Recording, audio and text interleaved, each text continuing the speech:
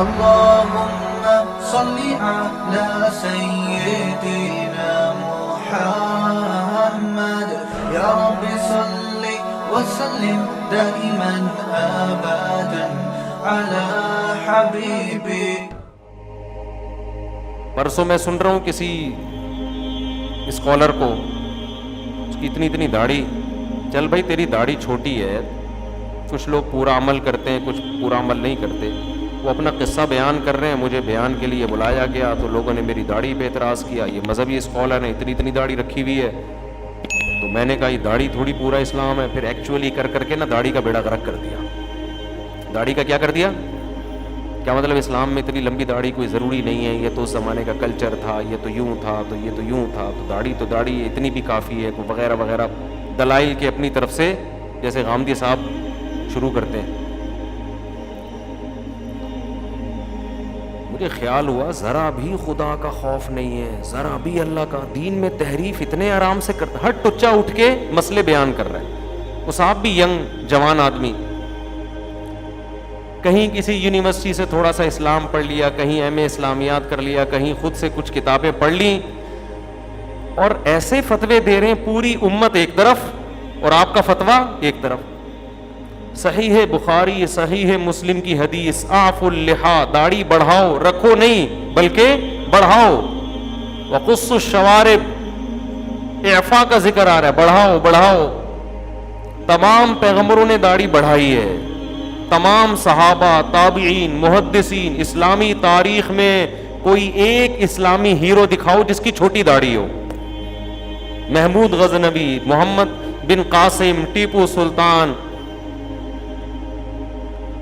جتنے بڑے سلطان محمد فاتح، جتنے تاریخ میں بڑے بڑے لوگ آئے ہیں، امام بخاری، امام مسلم، امام نسائی، امام ابن ماجہ،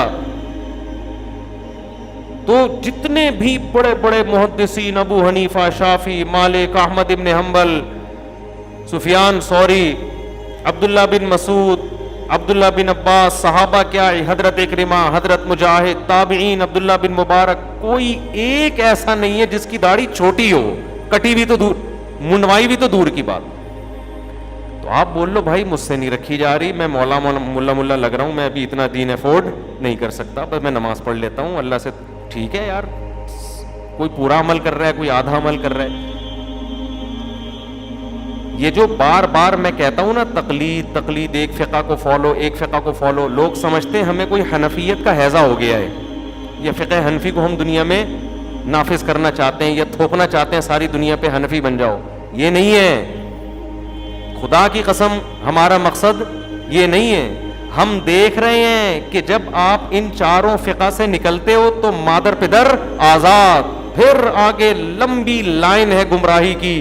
کوئی بھی قرآن و حدیث کا لیبل لگا کے آپ کو کہاں سے کہاں لے جائے گا، کہاں سے کہاں لے جائے گا. میرے تو بہت سے دوست اہل حدیث ہیں، میں ان سے کہتا ہوں ٹھیک ہے آپ قرآن و سنت کو فالو کر رہے ہو، امت سے ہٹے نہیں ہو. آپ امام کے پیچھے فاتحہ پڑھ لیتے ہو، چلو امام شافعی بھی پڑھ لیتے ہیں، کوئی اتنا بڑا مسئلہ نہیں ہے. آپ رفع الیدین کر رہے ہو، چلو امام احمد بن حنبل، امام شافعی بھی رفع الیدین کے قائل. یہ اختلاف اسلام سے باہر نہیں ہے، یہ اندر ہی ہے، اس اسلام کی باؤنڈری کے اندر ہی ہے. لیکن آپ کے بیسک اصول کیا ہیں؟ شافعی تو پابند ہے، وہ کہے گا بھائی میں سب چاروں فقہ کو صحیح سمجھتا ہوں، فقہ شافعی سے باہر نہیں نکلوں گا. وہ تو پابند ہے، اس کی اولاد گمراہ نہیں ہوگی. ہونی ہوتی تو 1300 سال ہو گئے نا امام شافعی کے فقہ کو مدون ہوئے 1200 سال ہو گئے، اب تک گمراہ نہیں ہوئے. اگر کوئی بدعتیں آئی ہیں تو وہ شافعی فقہ کی وجہ سے نہیں آئی ہیں، وہ ویسے ہی اس کی قانون غلط نہیں ہے. حنفیوں میں اگر کوئی بدعتیں آئی ہیں تو فقہ حنفی کی وجہ سے نہیں آئی ہیں، وہ تو بدعتیوں کی وجہ سے آئی ہیں. یہ کل لوگ بدعتی ہو گئے، فقہ حنفی تھوڑی بدعت سکھا رہا ہے، اسی طرح نہ فقہ مالکی سکھا رہا ہے. لیکن میں اہل حدیث بھائیوں سے کہتا ہوں یار آپ ٹھیک ہے، آپ کی حد تک سمجھ میں آ رہا ہے، آپ کے جو اختلافات ہیں وہ امت سے ہٹ کر نہیں ہے، کہیں نہ کہیں مل جاتے ہیں. لیکن آپ آگے نسل کو روکو گے کیسے؟ قرآن و حدیث کے نام پہ تو غامدی بھی قرآن حدیث کی بات کر رہا ہے، اور مشہور زمانہ وہ بھی قرآن حدیث کی بات کر رہے ہیں. قرآن حدیث کے نام پہ حضرت معاویہ کو برا بلا کہنا شروع کر دیا, قرآن حدیث کے نام پہ امت کے اجماعی مسائل کا انکار شروع کر دیا. لوگوں نے, اہل حدیث نے قرآن حدیث کا لیبل لگایا, 3 طلاق کو ایک کہنا شروع کر دیا. کتنا امت کو گمراہ کیا, کتنی لوگوں کے ناجائز جو طلاقیں ہو چکی تھی ان کو کیا کر دیا, جوڑ دیا رشتوں میں. اب اہل حدیث جو زیادہ اسٹڈی کر رہے ہیں وہ کہہ رہے ہیں یار یہ کیا ہے, غلطی ہوئی ہم سے, 3 تو 3 ہوتی ہیں. اب اس فتوے کو بھی چھپا رہے ہیں. اب اگر کوئی اہل حدیث میں بڑے عالم کی رائے چینج ہوتی ہے کہ یار یہ 3 کتنی ہوتی ہیں 3, اب وہ اپنے کھلے عام رائے کا اظہار نہیں کرتے. وہ پتا ہے بھائی یہ تو بڑا مسئلہ ہو جائے گا, ہم نے اتنے فتوے دے کے لوگوں کے حرام رشتوں کو آپس میں جوڑ دیا ہے, اب کیسے رجوع کریں. اہل حدیث میں حافظ زبیر علی زئی 3 کو 3 کہتے تھے, چھپا کے کہتے تھے علیہ اعلان. کیوں؟ ان کو پتا تھا اہل حدیث بگڑ جائیں گے. اجماعی مسائل میں نے تو تحقیق کی نا, کہیں بھی نہیں ہے, کسی ایک صحابی کی ضعیف قول بھی نہیں ہے کہ اکٹھی 3 ایک ہوتی ہیں. تو آپ کیا ہے, آگے جو نسل ہوگی نا وہ قرآن حدیث کے نام پہ کیا ہو جائے گی, بے لگام, شتر بے بہار, داڑھی کا انکار, کوئی سود کا انکار کرے گا. غامدی صاحب نے سود کے مسائل میں کیا کر دی ہے, چینجنگ. ابھی چند دن پہلے کسی نے کال کی امریکہ سے کہ امریکہ کے مفتی اعظم صاحب نے یہ فتویٰ دیا ہے کہ مورگیج پہ ایک مکان خریدنا جائز ہے. مورگیج پہ ایک مکان خریدنا کیا ہے, کیونکہ ایک مکان آپ کی ضرورت ہے. مورگیج سودی قرضہ نا, سودی قرضہ لے کے. میں نے کہا بھائی مکان ضرورت ہے, اپنا مکان ضرورت, یہ کون سی حدیث میں آیا ہے کہ اپنا مکان ذاتی ضرورت ہے. کرائے پہ اگر کوئی رہ سکتا ہے تو سودی قرضے پہ مکان بولو نہیں لے سکتا وہ. لیکن فتویٰ آ گیا, اور فتویٰ بھی مفتی اعظم امریکہ. اب کیا پتا چلے گا یہ صاحب مفتی اعظم ہیں بھی کہ نہیں ہیں, یہ فیصلہ کون کرے گا بیٹھ کے. کوئی بھی کسی کو مفتی لگا دے, مفتی اعظم لگا دے, محدث لگا دے, شیخ الحدیث لگا دے, محقق لگا دے, گورنمنٹ کی طرف سے کوئی پابندی. لوگوں کو پتا کیا چلے گا بھائی کس کا فتویٰ قرآن و سنت کے دلیل ہر ایک کے پاس ہے. آپ کہو کہ ہم خود فیصلہ کریں گے, خود فیصلہ کرتے تو پھر خود ہی مفتی ہوتے نا, پھر کسی سے فتویٰ کیوں لے رہے ہو جا کے, پھر تو خود اسکالر ہو آپ میں یہ صلاحیت ہے تجزیہ کرنے کی.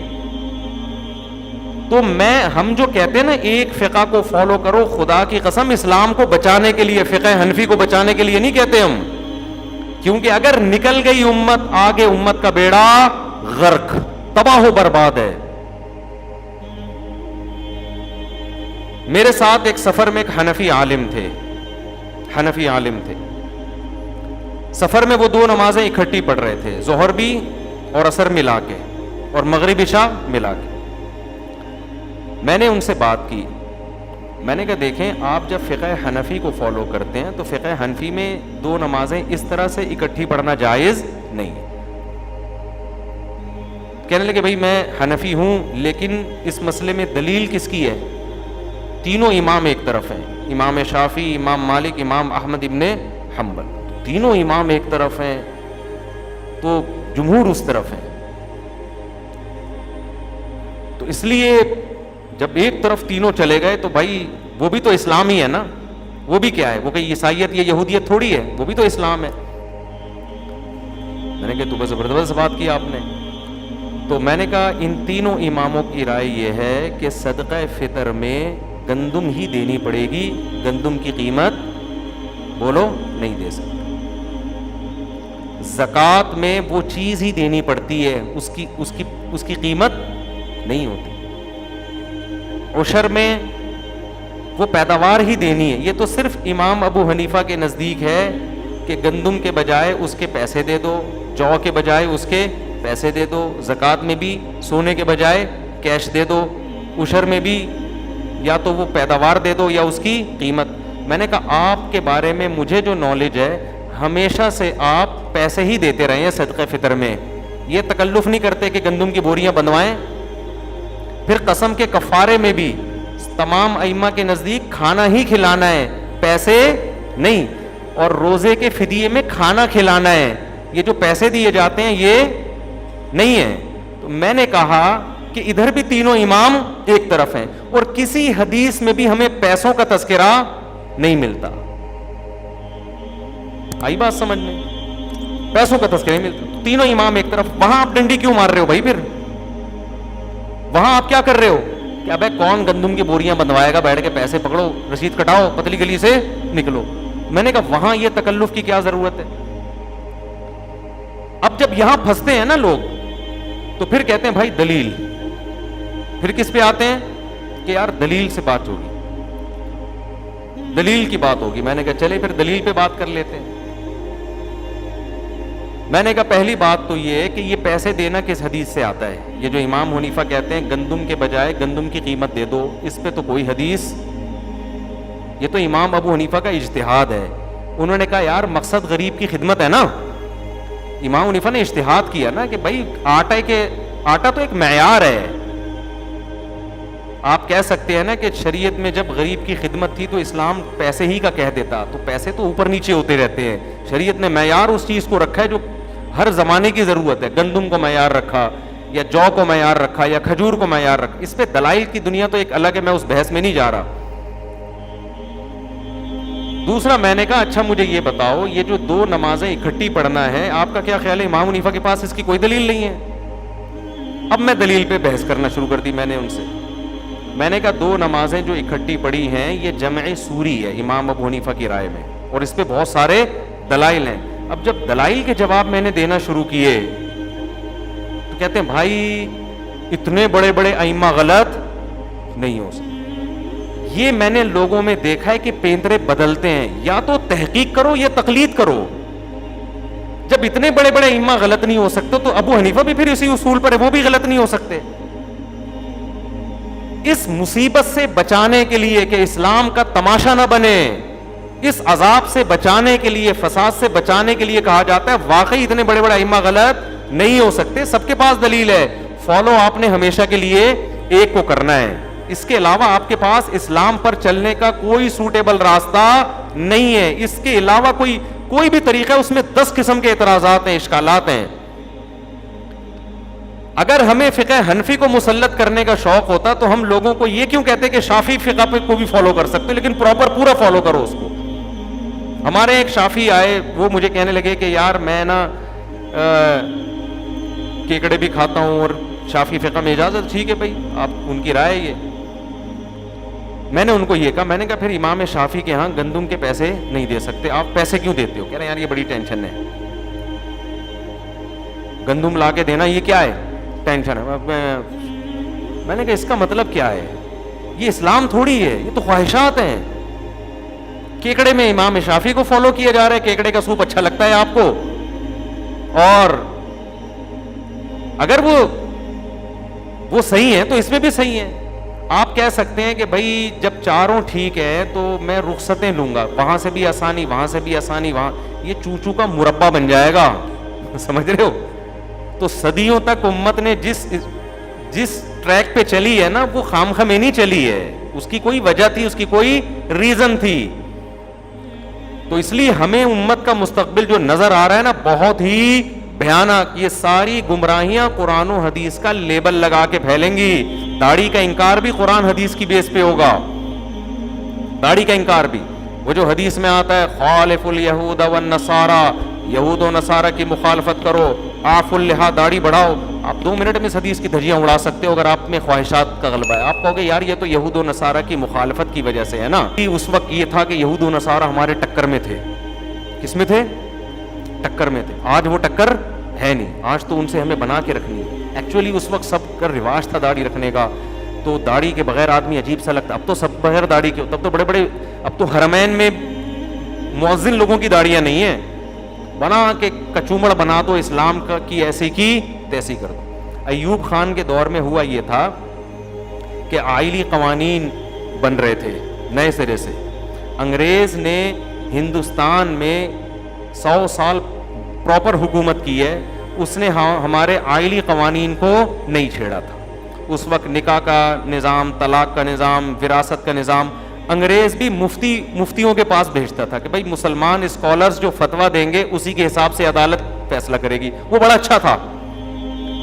لیکن جب پاکستان بنا اور کچھ لبرل لوگ پاکستان میں آئے, انہوں نے کیا کیا, کیونکہ پاکستان کے قانون میں بڑی غلطی یہ ہوئی, مبہم رکھا گیا. یہ رکھا گیا کہ قرآن و سنت کے خلاف کوئی قانون نہیں بنے گا. یہ آئین میں حضرت مولانا شبیر احمد عثمانی رحمۃ اللہ علیہ کی کوششوں سے اور بھی دیگر علماء کی کوششوں سے یہ سب سے پہلی کہ حاکم اعلیٰ اللہ ہے اور قرآن و سنت کے اگینسٹ کوئی قانون نہیں بنے گا.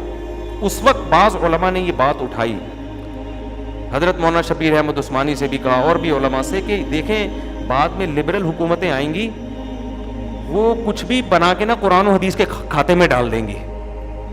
لہذا پاکستان میں 99% سنی جو ہے وہ حنفی ہیں, تو یہ الفاظ آئین میں بڑھا دیے جائیں کہ فقہ حنفی کے خلاف قانون نہیں بنے گا.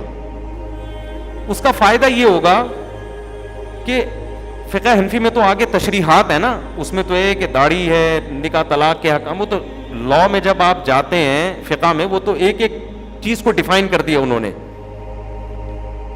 کچھ لوگ جو فقہ حنفی کے خلاف عبارتیں پیش کرتے ہیں نا کہ فتاوی فلاں میں یہ لکھا ہے, تو وہ ایسی باتیں ہوتی ہیں جن میں فقہ حنفی پہ فتویٰ نہیں ہوتا, خوب سمجھ لیں. وہ فقہ حنفی لکھی بھی ہر لکھی بھی چیز فقہ حنفی نہیں ہوتی. خیر, اس وقت علماء نے یہ مطالبہ کیا, لیکن اس مطالبے کو نہیں سنا گیا. نتیجہ کیا نکلا کہ بھائی نہیں, فقہ حنفی نہیں, بس قرآن و سنت. اس کا رزلٹ اب سامنے آ رہا ہے. حکومت کو جو الٹا قانون بنا کے نافذ کرنا ہوتا ہے وہ اپنی مرضی کے مفتی لا کے قرآن و سنت کا لیبل لگا کے مارکیٹ میں چلا دیتے. افغانستان میں یہ نہیں ہو سکتا, سعودی عرب میں یہ نہیں ہو سکتا. سعودی عرب میں جتنے بھی اسکالرز آئے اس میں لا میں ہے کہ فقہ حنبلی ہے, سمجھ رہے ہیں, لا میں کیا ہے, فقہ حنبلی. تو قرآن و حدیث کی وہ تشریح جو فقہ حنبلی میں اس کو معتبر مانا جائے گا.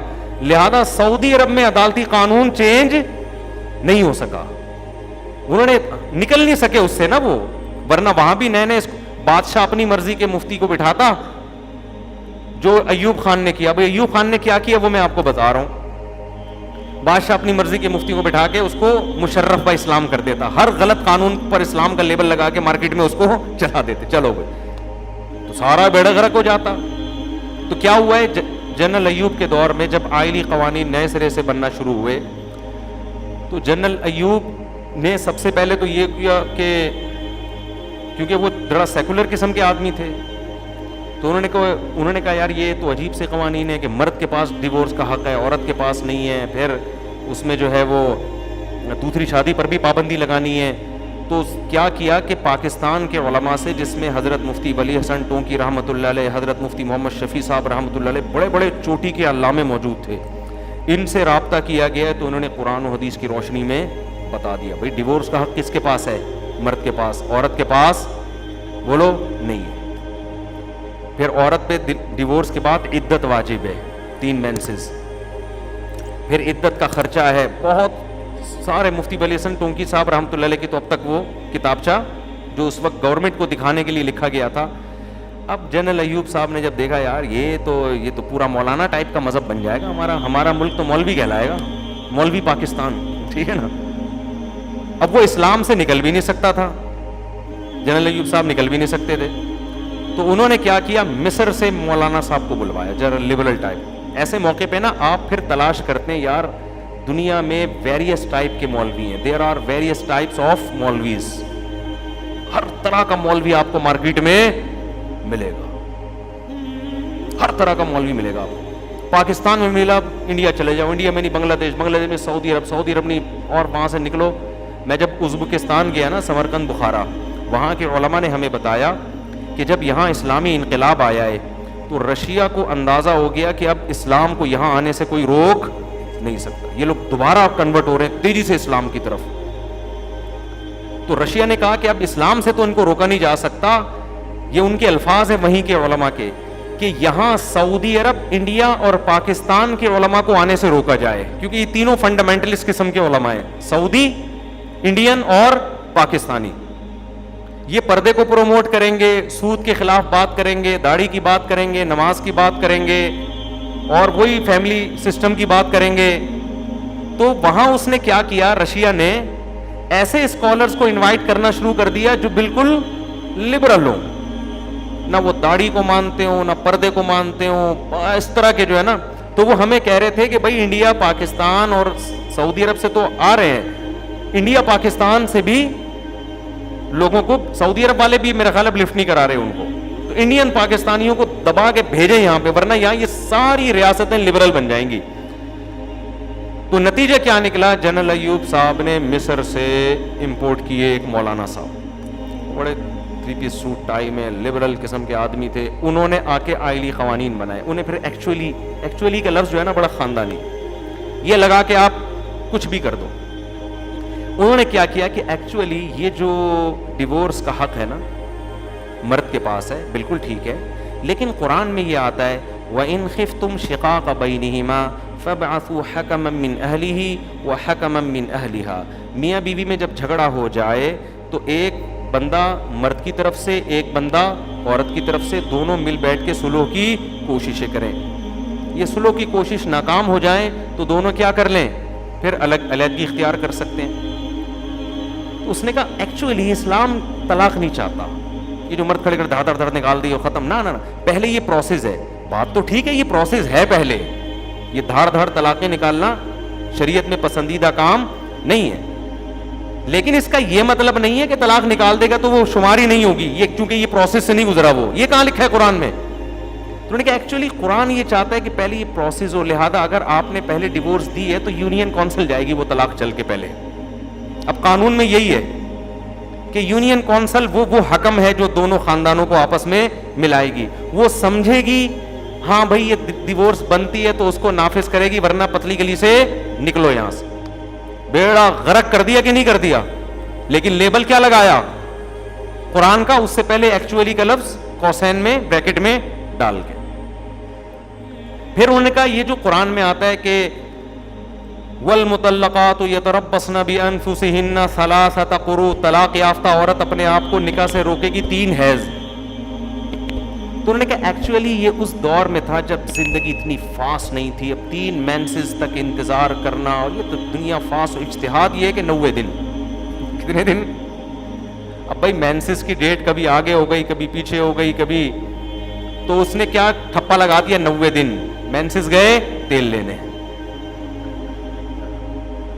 اب 90 دن ہے, عورت کو طلاق ہوتی ہے, قانون یہ کہتا ہے 90 دن کے بعد کہیں اور شادی کر سکتی ہے, چاہے مینسز کی مدت پوری ہو یا بولو نہیں ہو. لیبل کیا لگا ہوا ہے, قرآن و سنت, اور قرآن کی آیتیں بھی کوٹ کی ہوئی. پھر انہوں نے کہا دوسری شادی, انہوں نے کہا ایکچولی یہ دوسری شادی وادی یہ ٹروپی ڈرامے, یہ کیا, یہ تو بالکل مولانا ٹائپ کے بن جائیں گے ہم لوگ یار. اتنا اچھا فیملی سسٹم, کوئی گرل فرینڈ بوائے فرینڈ کا سیٹ اپ ہی مارکیٹ سے کیا ہو جائے گا, شارٹ.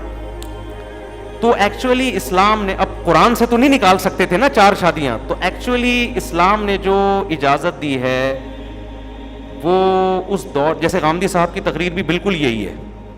ایکچولی اس دور میں مرد بہت تیزی سے قتل ہو رہے تھے میدان جنگ میں, اور مرد مارکیٹ سے کیا ہو رہے تھے, یہ مارکیٹ کے الفاظ تو میرے اپنے, غامدی صاحب کے نہیں, مارکیٹ سے مرد کیا ہو رہے تھے, شارٹ ہو رہے تھے.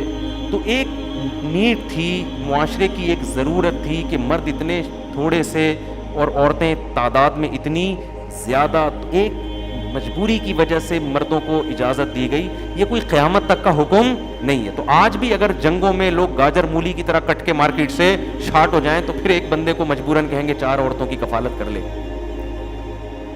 بیڑا غرق ہو گیا کہ نہیں ہو گیا؟ لہذا انہوں نے کہا کہ یہ جو لامحدود شادیاں, کہ بندہ شادی پہ شادی کرتا چلا جائے, توبہ توبہ کتنا برا. حالانکہ عقل کے اندھو ایسا پاسبل ہے ہی نہیں کہ کرتا چلا جائے, اسے دے گا کون؟ ایسا تھوڑی, آپ کی مرضی سے تھوڑی ہوتی ہے. آپ جب پہلی کرو گے تو بڑی مشکل سے ملتی ہے, دوسری کرو گے تو اگلا کہے گا میں کیوں دوں, تیرے لیے 2 سنت ہے نا, میرے لیے تھوڑی سنت ہے کہ اپنی بیٹی تجھے دوسری پہ دے دوں. نہیں آئی بات سمجھ؟ تو کرتا کہاں سے چلا جائے گا؟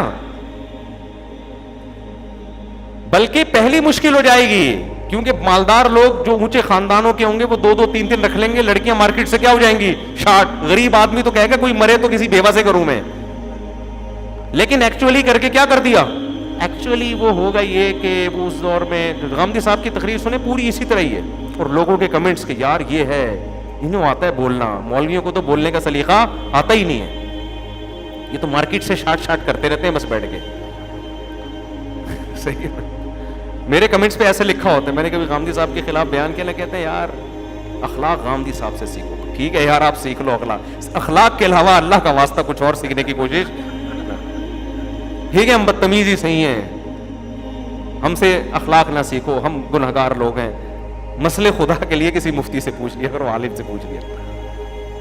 اخلاق سیکھ لیا. گورنمنٹ نے اخلاق سیکھنے پر کوئی پابندی, واقعی اخلاق بڑے ٹائٹ ہیں عوام جیسے. میں حیران ہوں یار, اتنی غلط بات کرتے ہیں غصہ نہیں آتا, حقیقت ہے, اتنی ڈھٹائی کے ساتھ, اتنی تمیز کے ساتھ. عدت کے حکام کا بھی بیڑا غرق کیا ہے قرآن و حدیث کا لیبل لگا کے, وہ بھی میں بھی بتاتا ہوں. تو اب کیا ہے کہ جناب جنرل ایوب صاحب نے کیا کیا, مصر سے مولانا صاحب کو بلایا, لبرل قسم کے. وہ مولانا صاحب نہ فقہ شافعی کے پابند تھے نہ فقہ حنفی کے پابند تھے. وہ ہوتے تو کہتے یار چاروں فقہ میں دوسری شادی الاؤ ہے, ایک شرط کے ساتھ کہ برابری کر سکتے ہو, اور برابری کرنے میں بھی گورنمنٹ کو ٹانگ اڑانے کی اجازت نہیں ہے. وہ کر سکتا ہے یا نہیں کر سکتا یہ انسان کا پرسنل معاملہ ہے, اس میں بھی حکومت قانون سازی نہیں کر سکتی. یہ تو آپ کو شریعت نے کہا ہے آپ خود فیصلہ کرو, یہ تھوڑی کہ آپ کو آپ کا ماموں بتائے گا تو عدل کر سکتا ہے لہذا کر لے, نہیں کر سکتا تو نہیں کر. ایسے تو پہلی شادی بھی تو جب ہی جائز ہے نا جب آپ حقوق ادا کر سکتے ہو, تو آپ کر سکتے ہیں کہ نہیں کر سکتے یہ آپ نے فیصلہ کرنا ہے یا لڑکی والوں نے کرنا ہے جو آپ کو اپنی بیٹی دے رہے ہیں. وہ کہیں گے تمہارا خیال ہے ادا کر سکتے ہو, ہمارا خیال ہے تم ادا نہیں کر سکتے, پتلی گلی سے نکلو. یہ ان کا, گورنمنٹ کو اس میں بیچ میں انوالو ہونے کی اجازت نہیں ہے. اگر فقہ کے پابند ہوتے تو یہ تحریف بولو نہ ہوتی, لیکن چونکہ فقہ کے پابند نہیں, لبرل یہ حنفی شافی کیا ہوتا ہے, اندھے ہم قرآن کو فالو کرتے ہیں, یہ فرقہ وہ نہیں ہے. ہم لوگ قرآن کو, حدیث کو, دلیل کو مانتا ہوں میں. ابو حنیفہ کیا کہتے ہیں, شافی کیا کہتے ہیں, میں نہیں مانتا. یہ نعرے بڑے زبردست ہیں, لیکن ان جو میٹھے نعروں میں جو زہریلا شیرہ چھپا ہوا ہے نا, اس کا آپ کو علم نہیں ہے. یہ اوپر سے بڑے اچھے نعرے ہیں. میرے بیان میں کمنٹس ہوتے ہیں ابے اس کو کیا سنے, تو مقلد ہے, یہ کیا تحقیق کرے گا. واللہ کا فضل ہے ہم آپ کو بھی گمراہی سے بچا رہے ہیں. ایک نیا فرقہ ہم نے, اگر میں مقلد نہ ہوتا ایک نئی چیز مارکیٹ میں لا چکا ہوتا. میں کہتا 4 نہیں 8 شادیاں جائز ہیں.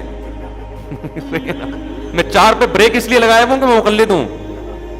فقہا اجازت نہیں دیتے, قرآن و حدیث کی جو تشریح فقہا بیان کرتے ہیں اس میں 4 سے زیادہ نہیں ہے, ورنہ سب سے پہلے میں نیا فقہ لے کر آتا.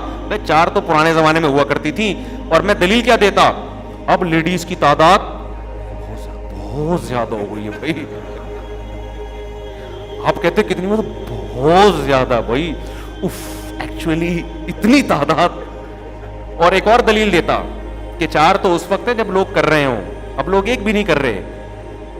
تو ویسے تو تعداد برابر ہی ہے, لیکن بے نکاحی عورتیں اب بڑھ گئی ہیں, لہذا جو کر رہا ہے اس کی ذمہ داری اب بڑھ گئی, لہذا وہ 4 کے بجائے کتنی کرے.